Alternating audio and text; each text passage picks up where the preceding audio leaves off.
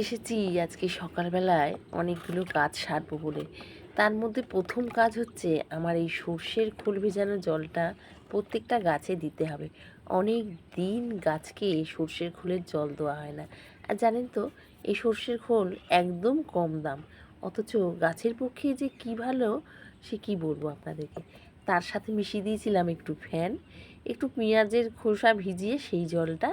আর কালকে হঠাৎ করে দুধ জাল দিতে গিয়ে এই দুধটা কেটে গেল, সেই ছানাটা নিয়ে জলটা এর মধ্যে দিয়ে দিয়েছিলাম। মাঝে মাঝে আমি এইরকমই করি, খুব ভালো উপকার। ছানার জল এমনিতেই উপকার, আমরা নিজেরাও খাই, অনেক সময় ছানা কাটিয়ে জলটা ফেলে দিই না, সেটা খেয়ে নিই।